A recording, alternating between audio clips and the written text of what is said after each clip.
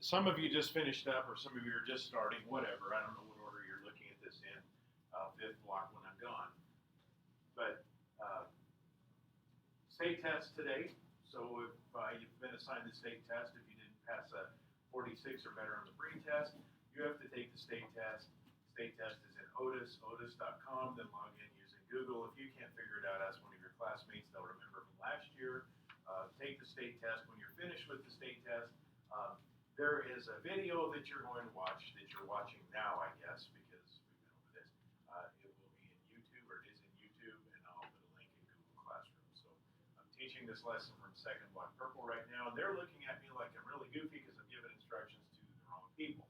So once you're done with the state test, if you need a retake, and this is for anybody and everyone, but I'm really happy to give I'm not happy to give retakes, but I'm easy to give retakes. But you have to prove to me that you've studied. So we have to hope for a different outcome than we had the first time. And your retake is typically going to be before school or after school. If you have basketball or volleyball or running club, I guarantee those coaches will understand. You might have to do a little extra conditioning or something for being late, but those coaches will definitely understand that school is your first priority. So if we need to do a retake, come and talk to me. If you're failing, retake shouldn't be optional. Don't ask me for a retake of the state's test in 2 weeks. It's too late. It needs to be within a reasonable amount of time. Usually about a week is enough time. So anyway, we're moving on today with the Southern and the Middle Colonies. We already talked about New England, so now we're going to go further south. In fact, if you look at my smartboard up here, the top corner of my smartboard was the top northeast corner of the United States. That's New England. That's the colonies that are most like Old England. Right? Then as we move further south, all the way down to the bottom left-hand, bottom right-hand corner, that's the Southern Colonies. That's where we're actually going to start today. And you can probably guess that the ones in between New England and the Southern Colonies are called the Middle Colonies. All right, very good. Now it says complete your study guide. We will not get completely done with the chapter 3 stuff today, the 13 original colony stuff today. So when it says complete, if you come to class on Thursday and it's not done, like maybe there's 2 or 3 or 4 that you couldn't answer because we just haven't gone over them yet, that's fine.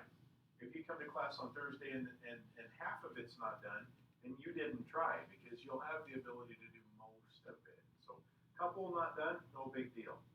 Then on Thursday, the plan will be we'll finish what's left, probably the Middle Colonies. I don't know if we'll get that far today. We'll do the Southern Colonies and see where we're at. We'll finish that. Then I'm going to unleash you on a part of your Chapter 3 test. So you guys will actually take the test on Tuesday. You don't have school Monday, so you'll have school with me. You'll have class with me on Thursday, Purple Thursday. And then you'll have a class with me on Tuesday when we come back from our nice 3-day weekend this weekend. So what I usually do is I take the test and split it into 2 parts. So this first part is the essay portion. Now, I think it's a little misleading because my tests usually have some matching, some multiple choice, maybe a couple, 2 or 3 short answer. And by short answer, I mean really short. Sometimes they're one-word answers. Sometimes I'm looking for a sentence. And then the essay portion is usually like a paragraph, and there's usually 2-ish of those. Sometimes 3, sometimes 1. On this test, there is 1 essay question. It asks very specifically in the direction saying 2 to 3 paragraphs, but in that 1 question, there are several questions. So I'll turn you loose on it. It may very well show up already in Otis by the end of the day today, so you could work on it. You're sitting around without a whole lot to do. All I'm asking is don't submit it until at least Thursday when I go over instructions. Because what I'm going to tell you is what we did in class probably isn't enough to get full credit. You're going to probably need to use the Google and find me some more details. And I know you guys can do that because almost all of you were able to find Sisyphus within like 8 seconds, and you were able to figure out who he was and what he did within 12 more seconds. So you're good at finding quick, easy information to add to that. So if that essay question pops up, you can start working on it. Just don't turn it in, because if you turn it in and then I tell you, wait a minute, you need to add this, then I got to unsubmit it for a bunch of people, which isn't impossible. It's just extra work. Let's avoid extra work. So you can work on it, but don't turn it in. Okay? Or wait till Thursday and work on it. But that's going to be due then before you take your test on Tuesday. Does that make sense? Am I kind of clearish? So your test is 2 parts.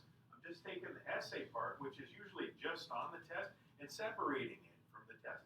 This is 5 points. The rest of the test is 15 points-ish. I can't remember because I haven't looked at it for a while. I haven't gone back to review it. But it's still a summative assessment, so it's still one of the big dogs. It's 90% of your grade. So even though it's only 5 points, and some of you are like, I don't like writing a paragraph. That's too hard. If you don't do it, it's going to have a big negative impact on your grade. And some of you have really started strong with the good states test score. So as far as homework, making sure you've got as much of that study guide done as you can possibly get done, that's important. And then, again, if you're sitting around with nothing to do, you can start working on your essay. If you don't want to type the essay into Otis, because I'm not sure if Otis just automatically saves things or not, then maybe you just type it in a Word doc or a Google Doc, and then you can put it into Otis when you have a chance. All right, so I'm going back and try to figure out where we left off. I think we were here-ish. Does that look about right, guys? Talking about the Puritans, we talked about the Church of England. Remember Henry VIII forming a brand new church because he was upset about not being able to get an annulment from his wife. Why was he upset with her, by the way? Is it because she was a bad cook? What's the problem? Yeah, he needed a man-child, not a son, man-child. Man-child. He needed a man-child. All he was getting was femininas, and he needed a man-child. So, anyway, did we do this slide? Because I don't need to recap the whole thing, but I wanted to go back because on my way to school yesterday morning, I'm listening to the radio, and they brought up a really cool factoid, and I don't know what their source was, but it was kind of cool. So I talked a little bit about how I think these Puritan values of hard work and education and representative government are a really good representation of us, of Nebraskans in general, or Midwesterners. I think that most of your parents, if the boss says, hey, can you come to work a few extra hours on Saturday, or if they're supposed to get off at 5, but the work's not done yet, they're willing to stay till 6 or 7 or 8 until the job's done. I think that we're all good with that. We're the number of people that have multiple jobs. So there was this study, and they tested it based on the number of hours worked by adults in each state, and the percentage of adults that had multiple jobs. And Nebraska actually shows up as the 3rd hardest working state in the country. Now, most of you that did well on the states test realize there are 50 states. 3rd out of 50 is pretty good. Some of you think there's 8 states. More than 8. Anyway, that was attempted to be funny. Nobody feel that. So 3rd out of 50. So obviously the question is, who's number 1? Now, I didn't Google the resource, but I had someone first block tell me that number 1, the hardest working state is North Dakota. Huge oil boom in North Dakota for most of the last 10 or 15 years. There are more jobs than there are people, so the people that are working in North Dakota are putting in big hours, and they're making typically a lot of money. If you're working in oil fields, you're making really good money. Last place, same student said that they found this study. They Googled it while I was talking. Said New Mexico is last. So the largest percentage of workers that don't have second jobs and don't put in extra hours.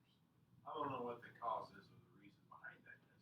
Probably if we found the study, we could find more data on it. But I thought that reinforced what we talked about in class, that Nebraskans, Midwesterners, tend to not mind hard work. A little extra work, no big deal. And then we probably stopped with the Quakers. Do you remember talking about the Quakers? Yeah, they're so intense in their religious beliefs and in their prayer that maybe it's almost like a seizure. But to most of us, I think that's odd. I don't think there's anything wrong with it. I'm not going to persecute a Quaker for quaking because of their beliefs. But I think there's also another group later that are called the Shakers. They do the same thing. But I think that when I pray, when most of us are in prayer, it's probably almost meditative not that exciting. We're certainly not getting a workout in when we pray. But the Quakers were weird because they thought women were equal. Just kidding, girls. Of course you're equal. But that's a new idea in our culture, that women have the same rights as men, that women can own land, that women can vote. Those are strange ideas for almost any time in history except for modern times in almost all cultures. So there are some cultures that are matrilineal, which means the women are in charge. But that's pretty rare. So the Quakers had these strange beliefs. They're also pacifist. A pacifist is someone who refuses to fight. So let me give you an example. Does anybody know what the word draft means? There's two definitions I can think of. Not a breeze. Okay, then. There's only one then. Like football draft. A different draft. Has to do with the military. Does that help anybody? You get drafted into the military. Okay, there is a way that our government can force us to fight. It's called the draft or conscription or the Selective Service Act. Today, we do not have a draft law. Today, I cannot be drafted. But if Congress, let's just say, just for example purposes, World War III breaks out and we need 5 million more soldiers than what are volunteering to fight. Our Congress can pass a draft law, the House of Representatives and the Senate, and I know that I might be ahead of the game a little bit because we haven't learned those things. They can pass a draft law, and all men in America from the ages of 18 on up are eligible to serve in a draft. So one of the responsibilities that all men, and it is right now only men, that could change. There's been talk of adding women to the Selective Service because women are a big and important part of our military. But as it is now, all of the guys in here, when you turn 18, you are required to register with the Selective Service. So any man that's an American that you know that is 18 or older, your fathers, your cousins, your uncles that are 18 and older, are in the Selective Service. There's a database with names. If Congress passes a draft law today and they need 5 million men, they'll plug into this database that's probably loaded in some fancy computer, and they'll say, we need 5 million men from the ages of 18 to 50. They can set the top age at whatever they want. Which, by the way, do we probably want a lot of 50-year-old soldiers? Do you really want me with the broken neck and the gimpy leg protecting you? Though there are places in the military where I could be effective. I can hand out uniforms, I can shake people's heads, and I can be the general. I could be a sniper. Well, I don't. Actually, the snipers have to move stealthily. I'm not very stealthy. I'm kind of like loud. But I could be the general, run things from the command center. Because, booyah. Anyway, so if the government creates a draft law and sends me a letter and says, Mr. Bellamy, you need to show up for duty next Tuesday at Fort Bragg, do I have a choice? It's one of the very few responsibilities that we have as Americans to get all of the rights that we have as Americans. I have to go. Now, if they really drafted Hippie Mr. Bellamy, I'm going to show up at the draft board and they're going to look at me and they're going to say, what is wrong with you? And I'm like, well, I got a big belly. I don't move very fast. I got a gimpy leg and a broken neck. And they're going to say, he can go home now. Because they really don't want me. They're probably going to set their draft ages at like 18 to 25 or 18 to 30. Because those are the men that are more peak performance than this. Okay, so if that draft law is passed, you can get out of fighting. You can get out of the draft if you have a religious exemption. And let me give you an example. Quakers can go to the draft board and they can say, look, I can't be drafted because my religion specifically says that I'm pacifist and I cannot fight. Now, how do you prove you're a Quaker? Well, you can't just change to Quaker so that you can get out of fighting. You have to demonstrate that you've been in that church for a while. How long? I don't know. Now, those of you that are churchy, that go to church, it would be a pretty good argument that most of us can make that, hey, the Ten Commandments very specifically state, thou shalt not kill. So I can't go fight. let's say that, and I'm not making fun of anybody, but let's say that a Catholic individual goes to the draft board and says, look, I'm very, very Catholic, and I can't kill anyone because my Bible says I shouldn't kill. And the draft board would go, yeah, you know, you've got a point. Let me think about it. No. And they would remind our Catholic friends in almost all religions, there was this little thing in history called the Crusades, where you used war to spread your religion. So you're fighting. Also put this on your list of to watch movies. Sometimes the movies that I tell you to watch are like PG-13 or maybe even rated R because the more movies, they might be a little bloody and they might have some naughty words. So you can't tell your parents I told you to watch this. But it's a World War II movie called Hacksaw Ridge.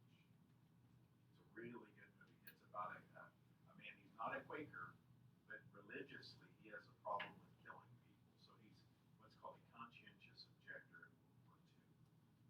So he says, I won't carry a rifle, but he wants to serve. So they find a place for him in the military where he can serve but not kill. They make him a medic. And his unit hates him. They're like, you won't protect us. You really want the guy next to you refusing to fight?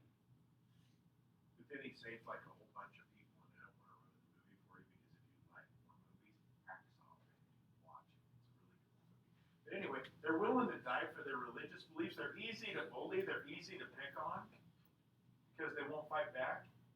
Not just in warfare, but typically they just don't fight back. So if I go up to Marge, and Marge is a Quaker, and I look at her and I want to pick a fight, and I'm like, yo mama is so... Well, we don't do yo mama jokes because that's not very nice. She's angry. She's like, you can't make fun of my mama. I love my mama. And she's but since she's a Quaker, she won't fight. So I can keep picking on her, and it's easy because she won't defend herself. So if you're a Quaker, what do you got to do if you don't want to be picked on? Get the heck away from everyone. If you got a bully in school, someone that picks on you all the time, yeah, obviously tell someone. Let me know. I'll watch for it. Let Mr. Schwartz know. He'll watch for it. But if you can't avoid them, stay away from them as much as you can. When you eat lunch, sit across the cafeteria from them. After lunch, when you're walking around in circles, stay on the opposite side of the circle because they can't bully you if they're not near you. By the way, I was looking out my window watching you guys walk in circles yesterday, and I saw Harley trying to hold hands with the flagpole. He was just walking in circles with his hand on the flagpole like this. It was really kind of weird. His best friend, flagpole. Whatever. Who was holding the hand? It was you. I saw you. You probably came just for lunch to see your flagpole. Anyway, whatever. Nobody believes you, Harley. Last time we had a draft, because that's a kind of important question history, was the Vietnam War. So the last people drafted would have been early 1975, which made me a baby.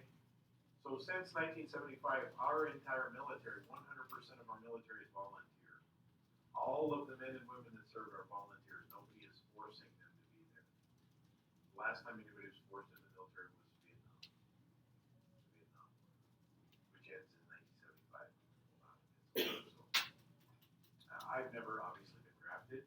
None of your parents have been drafted unless you have older parents, like significantly older than me. So it would be a new concept for us. But as it is, the law states that all men 18 and older have to register. They're working on women, so we'll see if that changes in the future. Don't know. Anyway, dissenter is someone who disagrees. Persecute is the mystery. Tolerance is acceptance of different ideas. So, it's odd that Harley wants to date a flagpole, but okay, you do you. Tolerate that. That's okay. I don't dislike anybody for being odd. Is that persecuting that I keep using him as an example of his girlfriend, flagpole? No. Hey, That's not persecution. I say it's completely fine. What if It's the fine. flagpole isn't a girl? You might get canceled. It Mr. Bowman. is. Mr. Bowman could get canceled. She's holding our flag. And a congregation, it says here, this is a good description, but it's not necessarily accurate all the time. A A congregation, you don't have to belong to the same church. Like if you're hanging out with your friends, you're a congregation of teenagers. Doesn't necessarily have to do with being a member of the church. So just a group of young people is a congregation. Very simple that way. So that's what that is. And banish is to force to leave.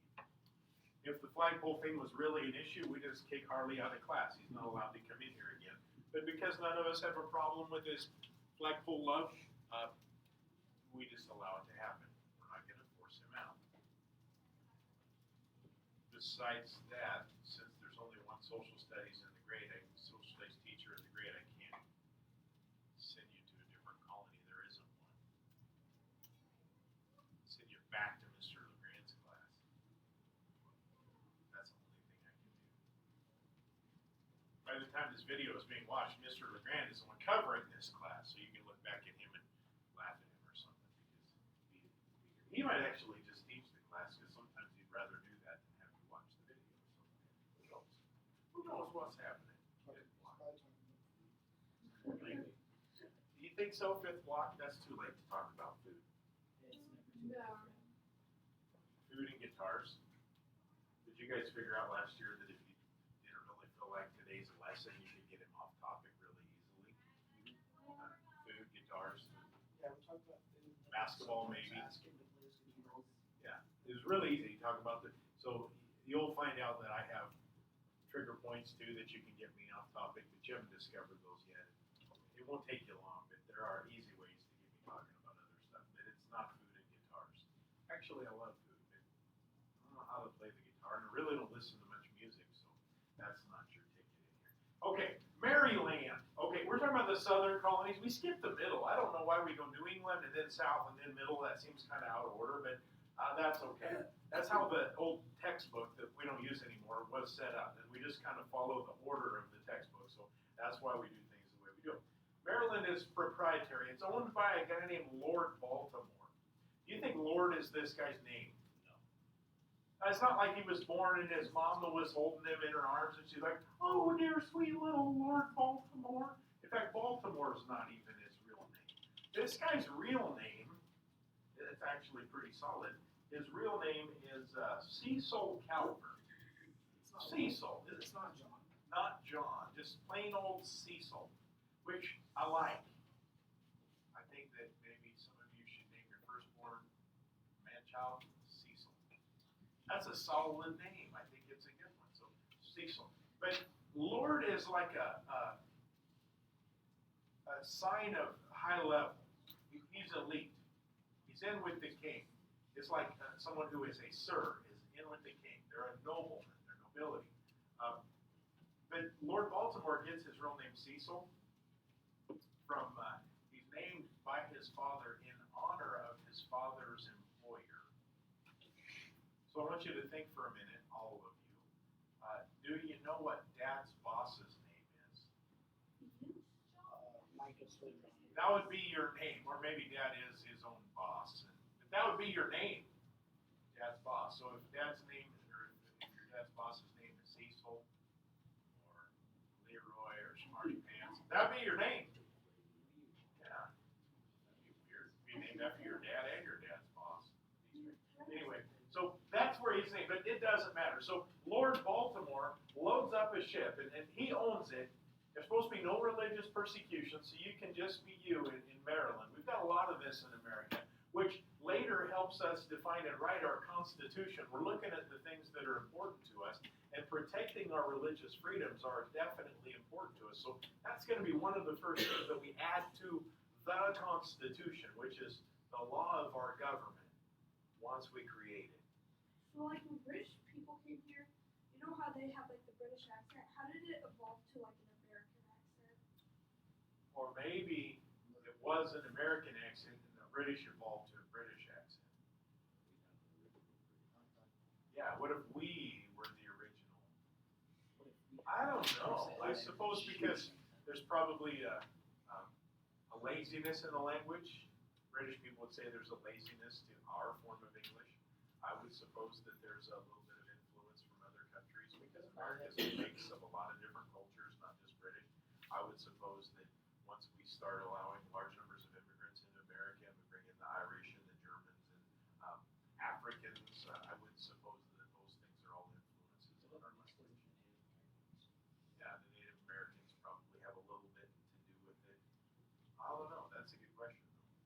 So no religious persecution, economy based on tobacco. How did Lord Baltimore and his merry band of settlers get here? They took 2 boats. The first ship was called the Dove. The Dove was tiny, 72 feet long. So the Dove would actually, if we opened up the wall between Mr. Zurich and I, the Dove would fit in these 2 classrooms. That's not very big. The second ship, and it had a crew of like 6-ish. Well, it took 6 men to sail the Dove. The Ark was the second ship. Oh, notice there's a little bit of a religious connotation there. The Ark was much, much bigger, and between the 2 ships, they carried about 328 passengers apparently to start the settlement. So they want to grow tobacco. We know, based on what we learned with John Rolfe and Jamestown, that tobacco is the savior of the settlements. It's the savior of the colonies. It becomes the gold that is the colonies. That's how they're going to make their money. We'll talk in a little bit about a couple of other ways. Cash crops that were very, very valuable that you could make your money, but tobacco is really the big one. And the problem with tobacco is there's a huge need for workers. Tobacco is very, very labor intensive. When it's time to plant the tobacco, you got to get it in the ground. When it's time to harvest the tobacco, you have to harvest it at exactly the right time, because if you leave it cured in the field for too long, it'll develop a fungus which renders it totally worthless. So where do you suppose in the Southern Colonies, later to be the Southern States, what do you suppose the source of this large pool of workers is? Where are we going to find huge numbers of workers that work for free or almost free? Slaves. Slavery. Actually, a few sources. There were some Native Americans that were termed slaves. There were indentured servants that were basically slaves for a certain number of years.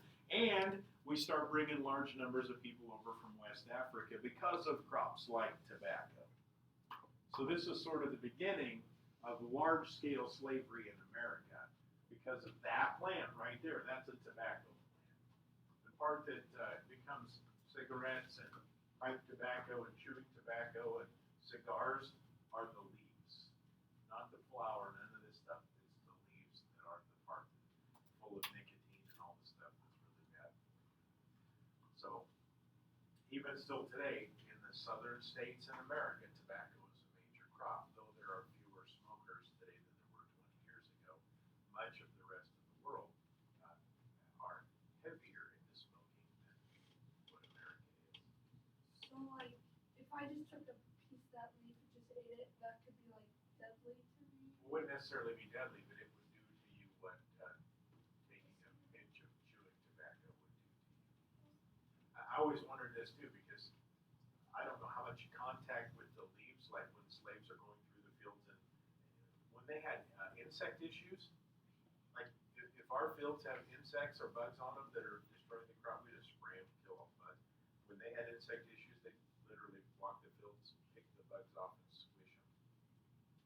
So all that contact, walking through the fields and having it rubbing on your arms and touching it with your hands, I always kind of wonder, and I just don't know the answer to this, did they get a contact high off of it?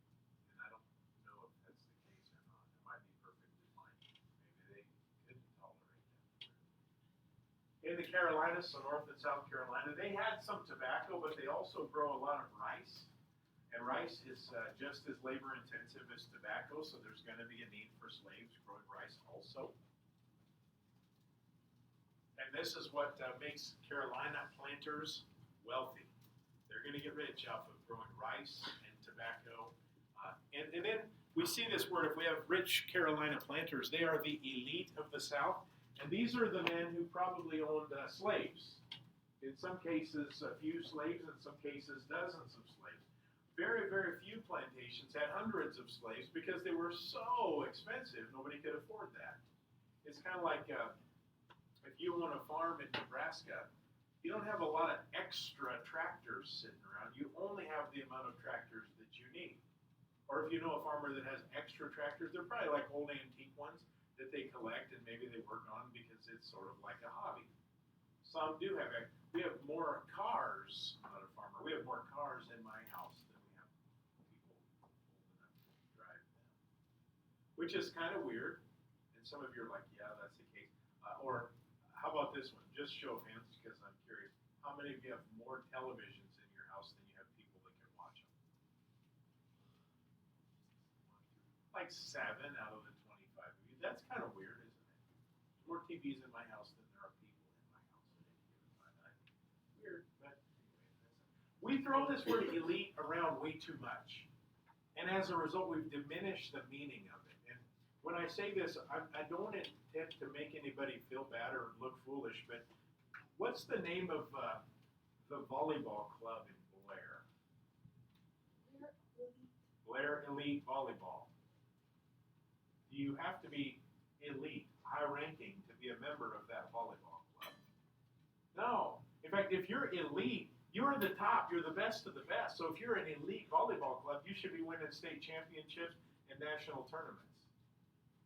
Or when we use sports to use elite as an example, love him or hate him, would you say Tom Brady is an elite quarterback? Yes. Yes. You don't have to like him, but he's elite. Now, I do not like, dang it, I forgot the basketball guy. I do not like LeBron James. I think he's a whiny baby. That's my opinion. He can be your sports superhero if you want. I'm an MJ fan. I think Michael Jordan is way better. But even if you don't like LeBron, is the guy elite? Yeah, he's really good. So he fits that category. Are all players in the NBA elite? I don't know. You could say so because they are at the top of the game. But I don't know. When we compare the bottom of the NBA with Michael Jordans and the LeBron Jameses and the Kevin Durant's and the Steph Curry's, you know, there's a difference between them, right? So you think of those guys that are the best of the best. That's what elite really means. And in this instance, we're just talking about the super rich that control all of the politics and all the planting in those areas. But we kind of weenie things down a little bit when we use the word elite to describe a traveling club. Maybe you are in a traveling soccer team.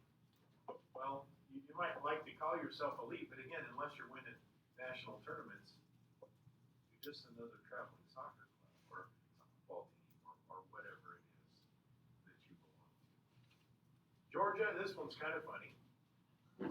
The colony of Georgia was actually created for debtors and criminals and the poor. Anybody know what a debtor is? It looks like debtor, but it's debtor. He is kind of silent. They have a lot of debt. What is debt? Like they haven't paid all their taxes because they're not rich enough to like don't have that money. Okay, so the debt could be in the form of taxes. Maybe something like that. What if Cece comes to me at lunchtime? We're about ready to go to lunch here pretty soon. And she's like, I'm really starving, I'm hungry, but I forgot my lunch money and I didn't bring my lunch. I'm gonna be starving all day. Okay, well I'm really a nice guy, so I'll give you the $3 or $2.50 or whatever that you need for lunch. But I'd like you to pay me back, so tomorrow you need to bring me $3. Not even gonna charge you interest. I'm that nice of a guy that if you don't have any food, I will feed you. If I have the money. Sometimes I have $0, but I'll even share my lunch with you if I have to, but that means you have to eat whatever I'm eating. Beef stroganoff is for lunch today, so if you like that, then you can have some of that. And then we'll both be a little hungry, but neither one of us. So, Cece, I'm gonna loan you $3, you can get lunch, but tomorrow pay me back. If she doesn't pay me back, she is a debtor.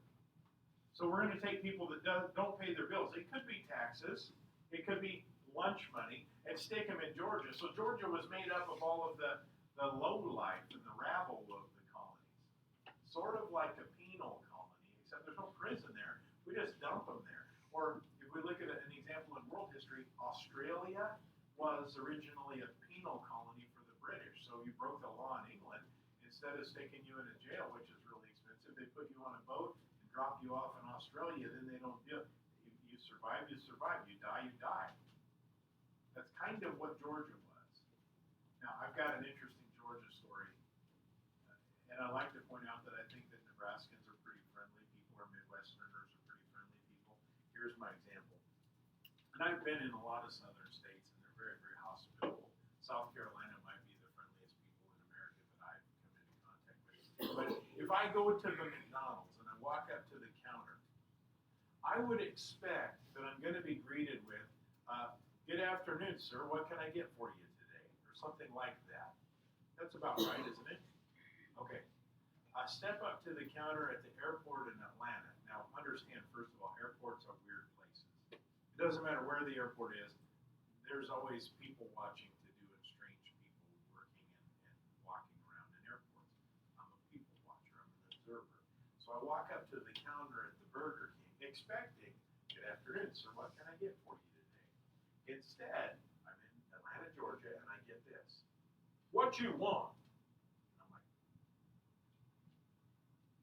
could I please have a Whopper and a small fry and a small Coke? And I handed my money because it kind of scared me a little bit. So I don't know if that's a fair, might have just been one person, it might have been just one place, but I didn't see Georgia as very friendly when I was at that airport. I've also driven through Georgia and I've done some things, and mostly the people were really nice. There's some weird things about the South, Georgia in particular. I stopped at a gas station, and when you stop at a gas station, there's always hot dogs or tornadoes or whatever that are turning on there. Yeah, they had boiled peanuts. Well, I'll try almost anything because I like to see how people live it. Literally, they just take peanuts in the shell and stick them in a crock pot and boil them. Some of them are flavored like spicy, stuff like that.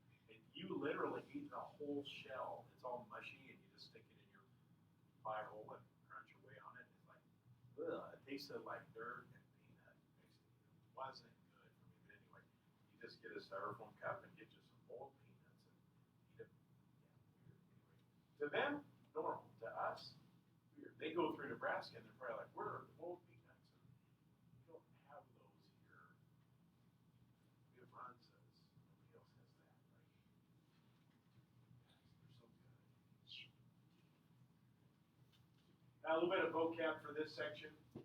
Elite, that's the high ranking that we just talked about. Those are the best of the best. The ones that the Saudi Arabians are hiring to play golf in Saudi Arabia. Or just on the news this morning, they said yesterday morning and this morning, they're not letting the most elite, the best tennis player in the world into America because he hasn't been vaccinated for COVID. That's that Djokovic, or however you say his name. So the U.S. Open tennis match will not have the greatest player, currently the greatest player on earth. He's elite. He's the highest ranking. Diversity, that's variety. Would you say that our community, Blair, Nebraska, has a ton of diversity?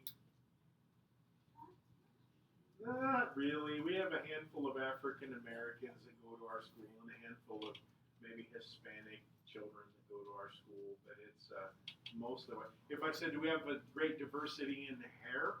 Yeah, we got some dark hair and some red hair and some blonde hair and some no hair. So yeah, we have some diversity when it comes to that, but that's not what we talk about when we talk about diversity. A region is a distinct area, so for us it could be the Midwest or eastern Nebraska. It's how you describe the area that you live in. And tidewater.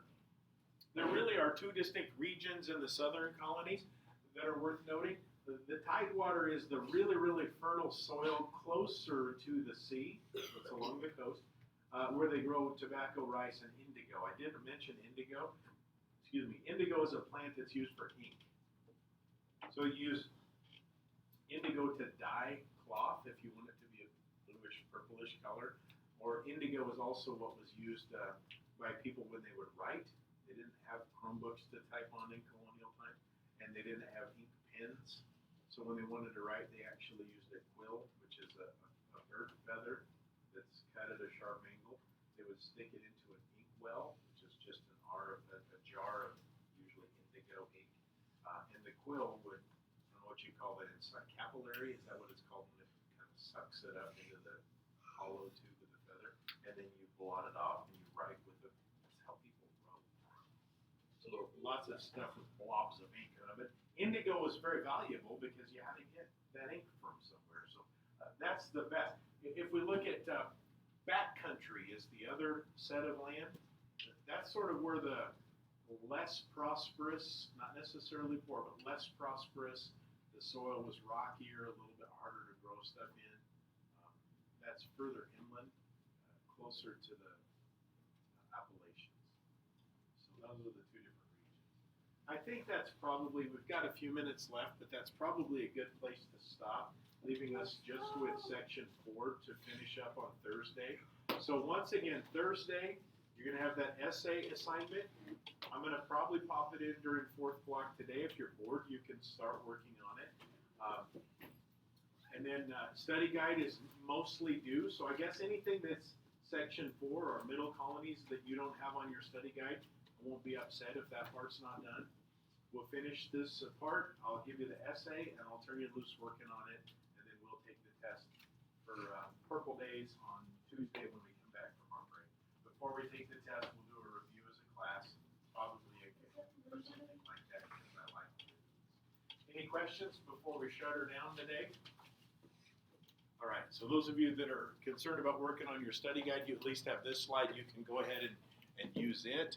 And I'm going to shut down the video. So those of you watching the video, thank you.